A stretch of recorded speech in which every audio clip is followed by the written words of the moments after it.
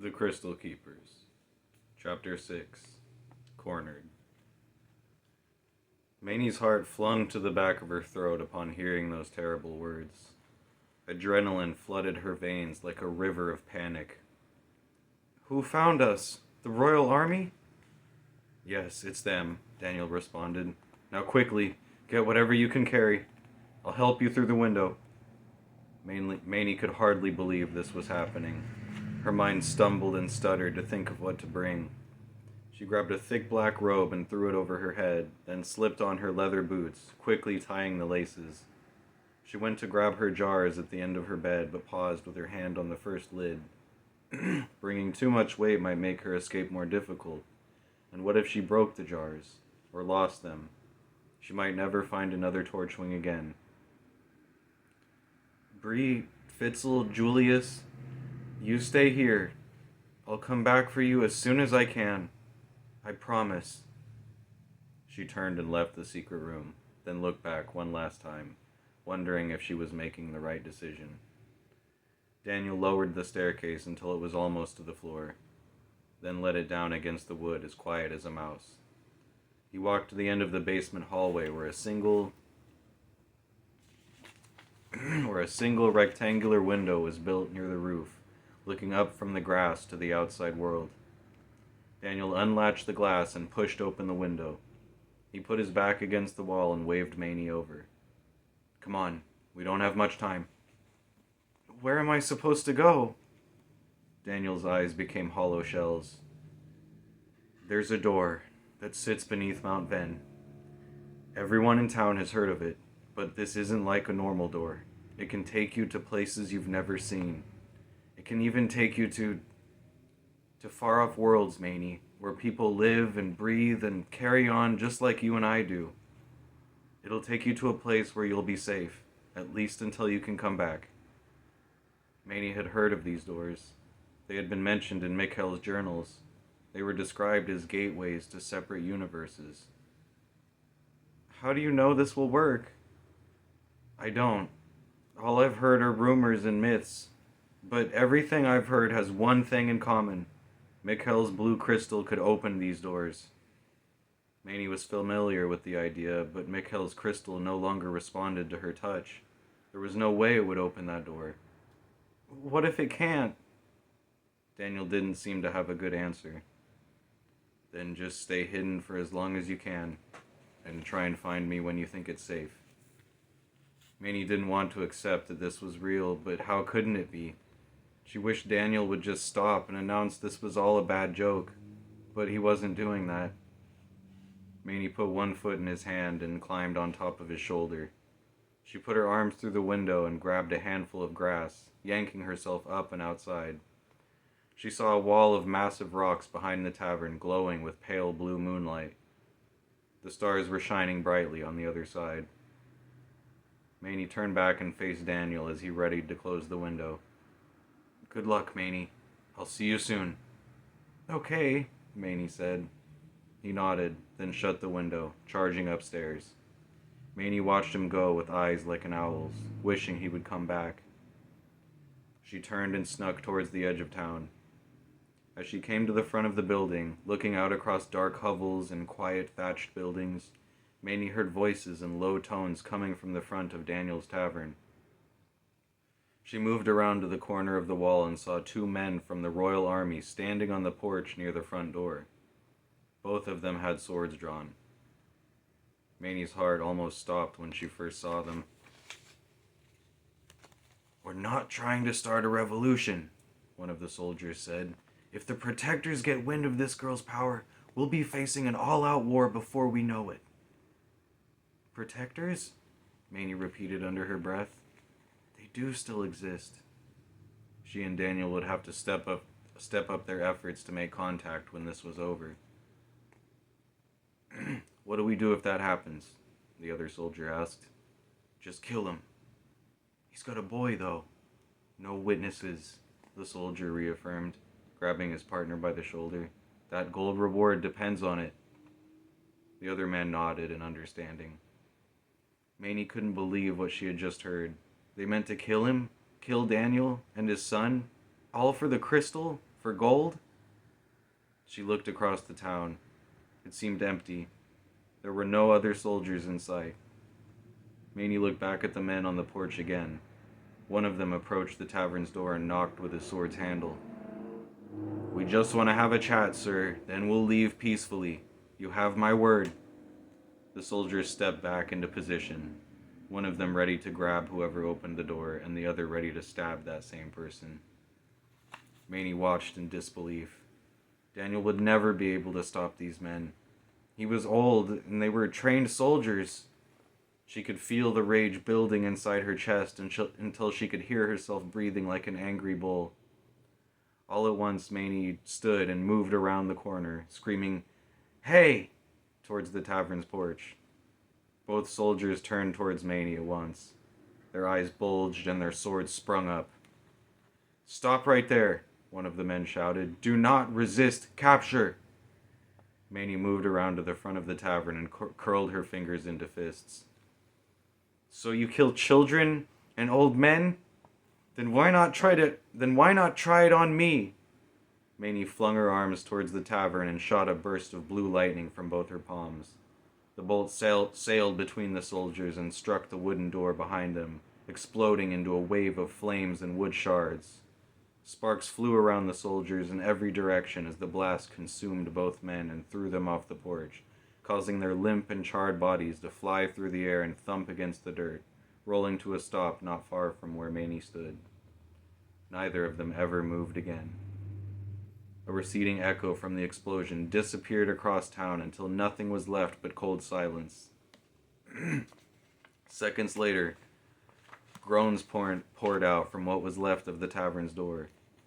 Maney instantly knew it was Daniel. She ran up the stairs and onto the flaming porch. Inside, she saw him, leaning with his back against the front bar. His hands were wrapped around a large piece of wood sticking straight into his side. His skin and clothes were painted red. "No!" Maney screamed. She rushed to Daniel and grabbed his hand. It was wet and hot. Daniel cringed and slid himself farther up the wall. "I'm okay," he said. "This looks worse than it is." "Daniel, I'm so sorry. They said they were going to kill you and your son. I had no other choice." "I know. I heard them. Thank you, Maney." Daniel was breathing heavily and having a hard time hiding the pain. "You need to go. Others were sure to have heard that." "But I can't just leave you like this. You're bleeding." The sound of thumping feet raced down from a staircase to Maney's left. She looked and saw a small boy. "Dad!" Tears filled the boy's eyes as he raced to Daniel's side. He collapsed into a hug and buried his face in Daniel's shoulder. "I'm okay, Arable. I promise. Don't be scared, okay?" The boy leaned back and stared at the blood with wide and sparkling eyes. He looked up at Maney and asked, "Are you going to help us?" Maney was just as scared as Arabelle. She had no idea what to do. "No, she can't, son. Maney needs to leave right now, before more soldiers show up." Maney looked back at Daniel, practically frozen in fear. "Go!" he ordered again, pointing towards the door. Maney shook herself back to reality and realized he was right. Everyone for miles probably heard that explosion. If she stayed, the royal army would find her. She stood up and backed away from Daniel, tears filling her eyes. "You'll be okay?" Daniel stared back with a frown of pain. He had a look in his eyes as if he were attached to a sinking ship. "Don't let them have that crystal, Maney, no matter what the cost. It's too important. You're too important." Maney nodded, pinching tears between her eyelids.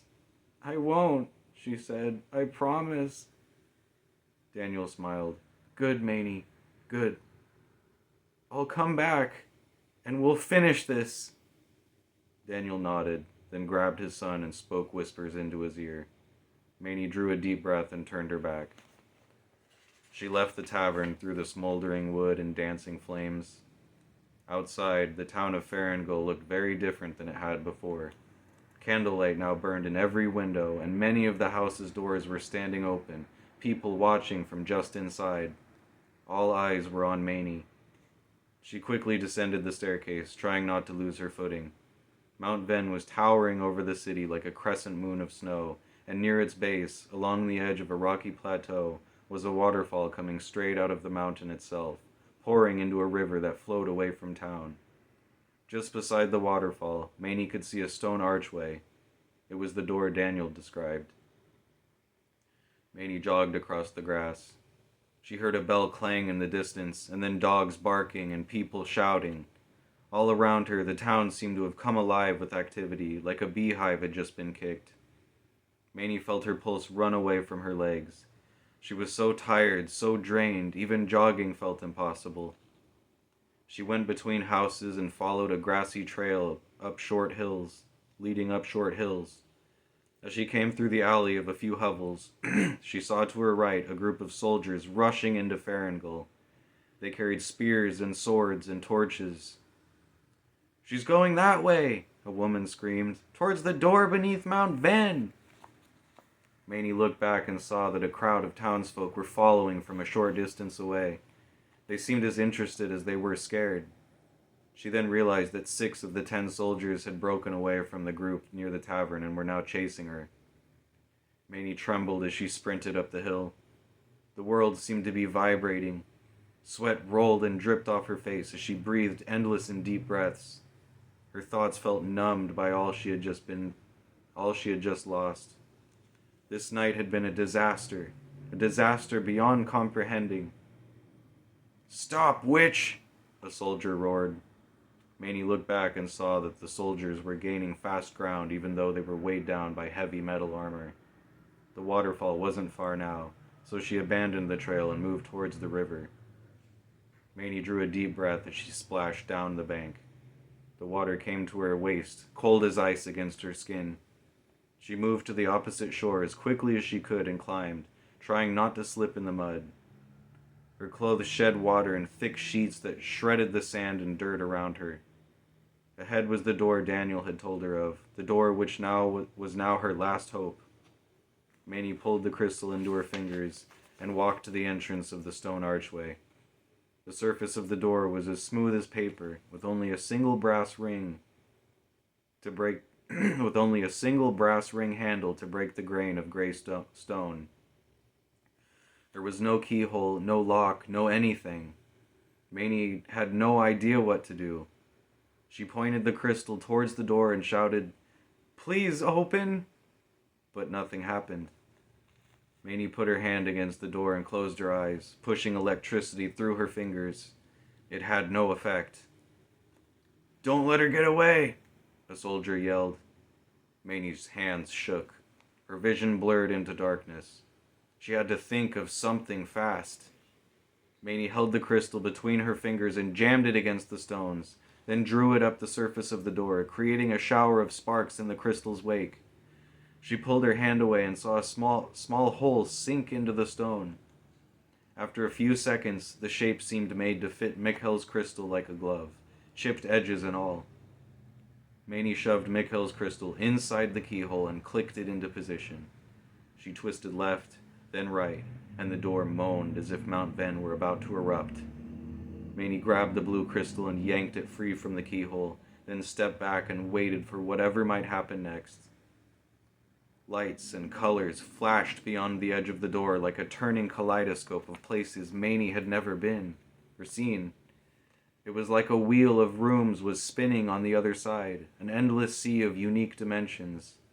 The colors swarmed and twisted, growing brighter and dimmer, turning from blue to gold to red, then back again. She caught singular glimpses of entire worlds, just like Daniel had described. All of it existed inside, viewable right there in front of her face, but never enough to explain itself. Mamie wondered if she was hallucinating. It was so surreal, so hypnotizing, so fast. After a moment, the colors abruptly stopped, accompanied by a massive explosion like thunder had exploded only inches above Mamie's head. She ducked and turned, watching the imaginary shape of the sound as it echoed and spread across the valley.